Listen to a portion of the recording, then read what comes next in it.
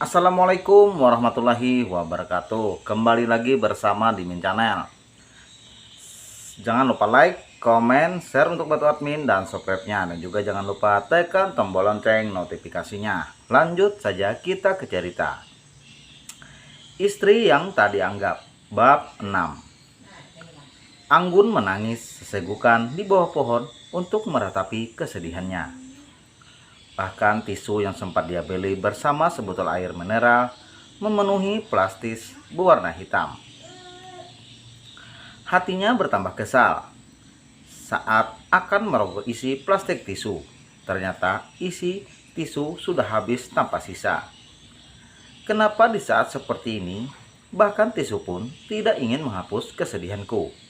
Menyebalkan. Anggun menggerutu dan terpaksa menghapus air matanya dengan bajunya. Berhentilah menangis. Air matamu bisa membuat danauku menjadi banjir. Seorang pria menyodorkan sebuah sapu tangan berwarna hitam dan kemudian berlalu pergi setelah Anggun menerimanya tanpa menoleh sedikit pun. Terima kasih. Berikan alamat Anda. Aku akan mengembalikan sapu tangan Anda setelah kucuci.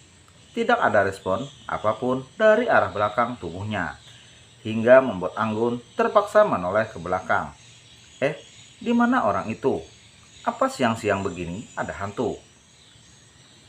Tapi apa mungkin hantu juga memakai sapu tangan? Ada perasaan takut yang menyeruak tiba-tiba. Anggun bergegas pergi dari tempat itu dan memanggil sebuah taksi.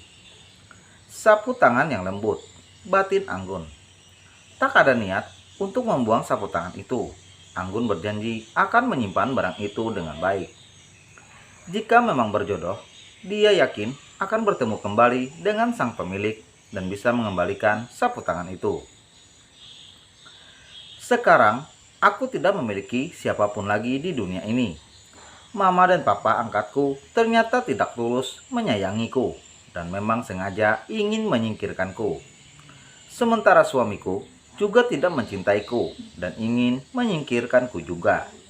Tapi aku bisa apa? Aku sudah terlanjur mencintai dia. Mana mungkin aku menyerah dengan mudah. Batin Anggun. Sekarang harapanku satu-satunya adalah ibu dan ayah mertuaku. Tapi aku takut mengadu pada mereka dan membuat Mas Dapi semakin membenciku. Sampai kapan aku harus menghadapi situasi seperti ini? Bagaimana caranya agar Mas Dapi mau melihat ke arahku dan mulai mencintaiku? Untuk sesaat masih terngiang di telinganya kata-kata yang Lisa lontarkan kepadanya. Kata-kata penuh hinaan dan tanpa perasaan. Apa Mas Dapi akan memberikan uang jika aku memintanya? Apa aku harus berubah penampilanku seperti Lisa agar dia melihat ke arahku? Tapi bukankah kalau seperti itu bukan menjadi diriku sendiri? Aku tidak terbiasa berpakaian ketat seperti dia. Apa itu akan menjadi aneh jika aku yang memakainya? Anggun mengetik sebuah chat untuk sahabat satu-satunya. Namun ditunggu pun tidak ada balasan apapun dari gadis itu.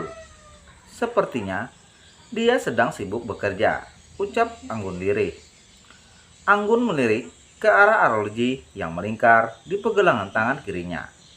Pak, agak cepat dikit ya. Suamiku sebentar lagi pulang. Aku belum masak buat dia. Iya, Bu. Sang supir taksi mempercepat laju kendaraannya dan menghantarkan Anggun ke tempat tujuan dengan alamat. Anggun menjulurkan uang berwarna merah sebanyak 1 lembar. Wanita itu bergegas turun tanpa mengambil uang kembaliannya. Saat melangkah masuk ke dalam, Anggun melihat Lisa dan Davi tertawa bersama sembari bermesraan. Anggun juga melihat ada sebuah kotak beludru berwarna navy di atas meja, yang menandakan benda itu berisi sebuah perhiasan. Mas sudah pulang?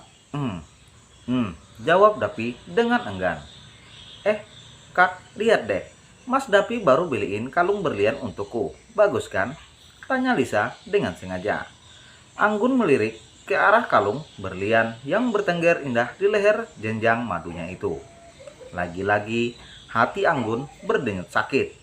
Selama pernikahannya, Anggun tidak pernah dibelikan apapun oleh Dapi. Anggun mutar cincin pernikahan yang ada di jari manisnya. Hanya itu yang dia anggap berharga. Karena itu mahar pernikahan yang diberikan oleh Dapi. Ya, bagus. Kak, buatin milkshake dong.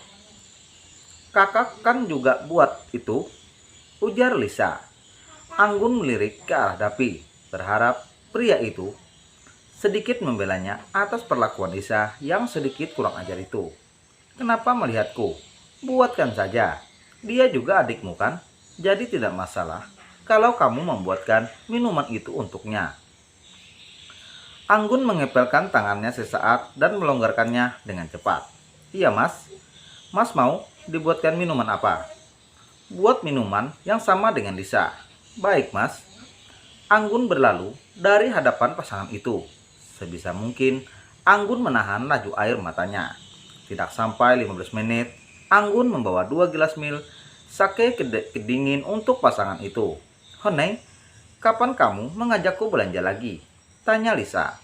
Wanita itu seperti dengan sengaja bertanya di saat Anggun berada di sekitar mereka. Aku sangat sibuk sayang, karena bulan madu waktu itu pekerjaanku jadi menumpuk. Jadi itu salahku ya? Bukan Honey, begini saja. Dapi mengeluarkan sesuatu dari dompetnya. Sebuah kartu berwarna gold yang membuat mata Lisa jadi berbinar. Ambil ini, kamu bisa belanja sepuasnya.